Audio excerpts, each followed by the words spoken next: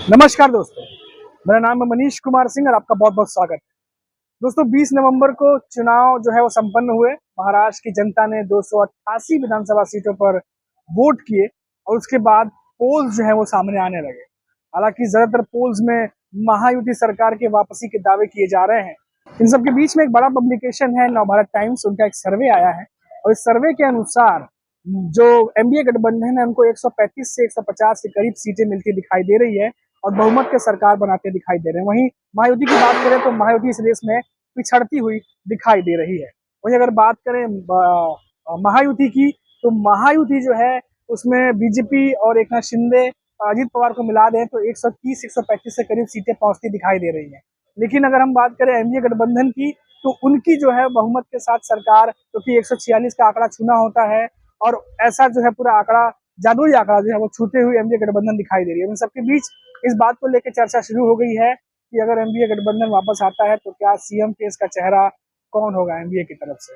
क्या एनडीए की तरफ से फिर से उद्धव ठाकरे को सीएम फेस जो है वो बनाया जाएगा, या फिर जिस तरीके से पोल्स आ रहे हैं उसमें दिखाई दे रहा है कि कांग्रेस भी इस बार कम से कम 58 से 60 सीटें जीतती हुई दिखाई दे रही है।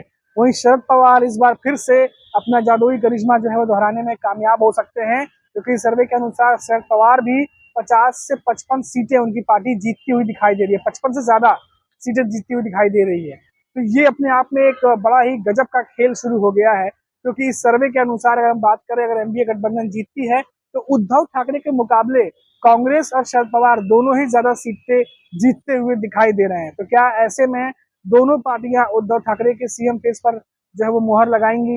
ये अपने आप में बड़ा सवाल है। खैर, ये तो 23 नवंबर के बाद मालूम चलेगा और 23 नवंबर को जो है रिजल्ट क्लियर हो जाएंगे। लेकिन उससे पहले ये जो पोल्स को लेकर लड़ाई चल रही है एक तरीके से, इसको आप समझने की कोशिश करिए।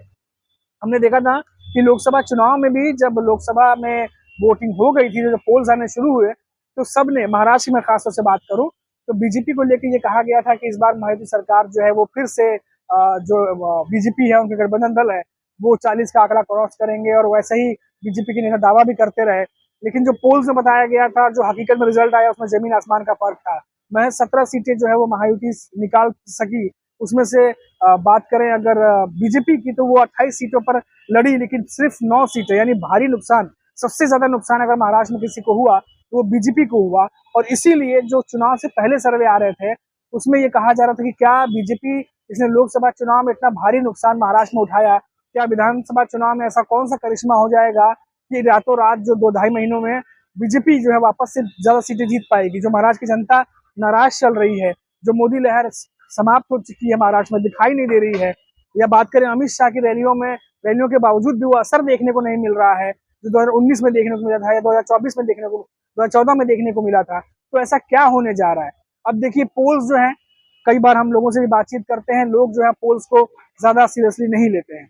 अगर हम उनसे पूछते भी हैं कि पोल्स जो है इस तरीके से बात कर रहे हैं, तो यही वो कहते हैं कि पोल्स पहले भी बहुत सारी बातें कहते हैं, लेकिन होता कुछ भी नहीं है, हकीकत से बहुत दूर होते हैं। अब जो भी मामला हो वो हमें 23 तारीख को मालूम चलेगा।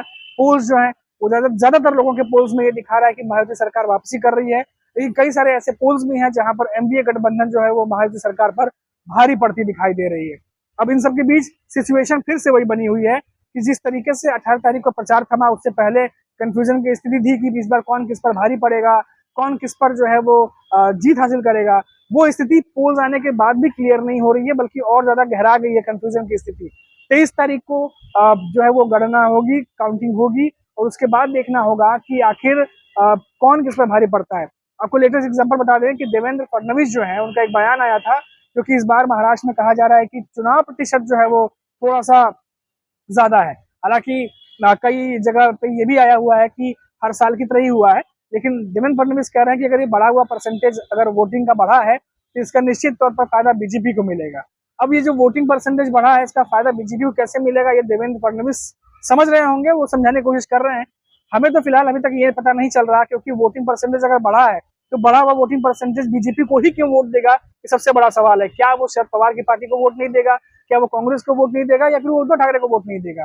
खैर, वो देवेंद्र फडणवीस के अपने दावे हैं, बीजेपी के अपने दावे हैं, लेकिन कुल मिलाकर बात यही है कि सरकार कौन बनाने जा रहा है। क्या फिर से खिचड़ी वाली जो राजनीति है वो देखने को मिलेगी, या फिर क्लियर कट महाराष्ट्र की जनता ने किसी को मेजोरिटी दे दिया है, जिसका अंदाजा अभी तक सर्वे करने वाले या पोल्स जो आ रहे हैं उसको भी नहीं है। 23 तारीख, ज्यादा दिन बचा नहीं है।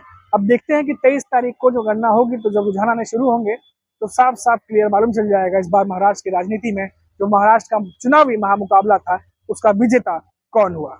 अभी के लिए फिर इतना ही दोस्तों, फिर लौटेंगे तो महाराष्ट्र से आपको कोई और बड़ी जानकारी देंगे। तब तक के लिए आप देखते रहिए 4 PM महाराष्ट्र। नमस्कार।